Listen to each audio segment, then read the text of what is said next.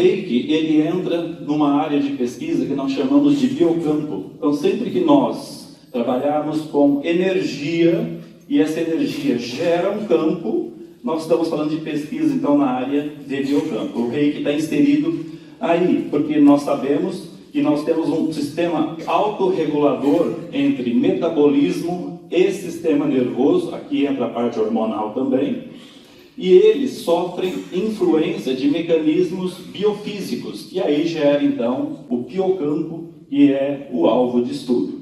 A grande dificuldade de nós investigarmos isso é que nós não temos instrumentos para quantificar a energia sutil agindo dentro do próprio corpo. Essa é uma dificuldade.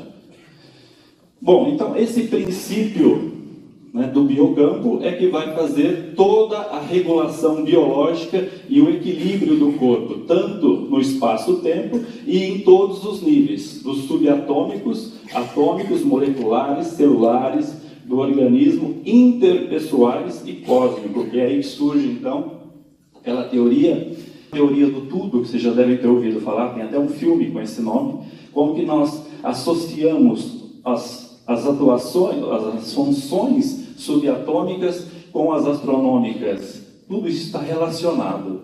Mas qual que era o nosso problema? O nosso problema é porque os meus pares, aqueles que vão avaliar os trabalhos que eu faço, eles querem que eu quantifique. Então já tivemos algumas experiências e nós mandamos, ok, você deu esse input, você deu essa informação, essa terapia, e você observou esse resultado. Mas qual foi a dose? Meu colega pergunta isso. Alguém tem a resposta? Difícil para a gente. Então esse é um problema que surgiu, eu fascinado com o Reiki, querendo contribuir com o Reiki e não conseguindo resolver essa questão.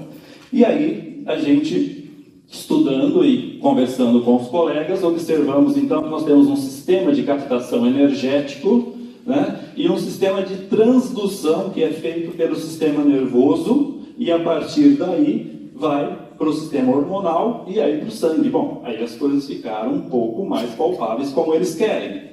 Daria para a gente pensar em alguma coisa. E como eu estudo justamente o controle neural, neurovegetativo ou autonômico, eu comecei a pensar, poxa vida, eu precisei de 10 anos fazendo as coisas paralelas para me atentar para isso. E aí então começamos a estudar um protocolo que investigasse o Reiki. E aqui nós temos então o sistema nervoso, que é dividido em sistema nervoso periférico e central. Chamamos de sistema nervoso central, cérebro e medula. Sistema nervoso periférico dividido numa via e manda informação descendente, ou seja, para o órgão, e uma divisão aferente e vai para o sistema nervoso. O que interessa para nós é essa divisão eferente, que nós chamamos de sistema nervoso autônomo ou sistema nervoso autonômico. Vocês estão sentados aqui há algum tempo e vocês não precisam ficar pensando, coração, bate, bate. Você não precisa fazer esse controle. Você não precisa falar, pulmão, respira. Você foi lá, tomou um suco, uma água, você não falou para o seu sistema digestório, digere agora. Não precisa. Ele funciona autonomamente. Por isso o nome, sistema nervoso autônomo. Então é sobre isso que a gente vai falar. O sistema nervoso autônomo, então, ele tem uma divisão simpática e uma divisão parasimpática. O que eles fazem?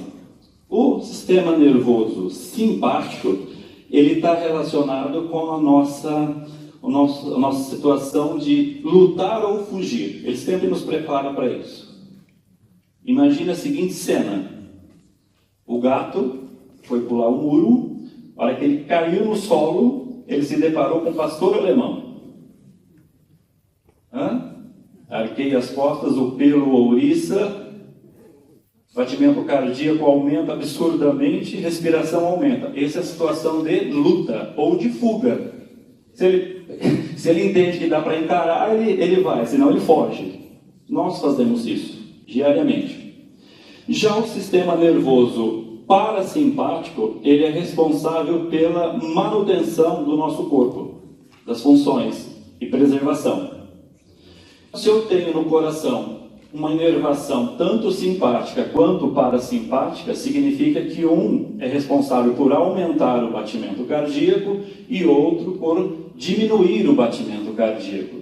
E os dois, olha que coisa mais linda, os dois fazem isso batimento a batimento. A cada batimento do seu coração, ele coletou todas as informações do seu corpo e corrigiu. Por isso, então, que a duração entre um batimento e outro, ela não é a mesma. Ela é sempre diferente. Ela muda, né? Isso é que nós chamamos de variabilidade da frequência cardíaca.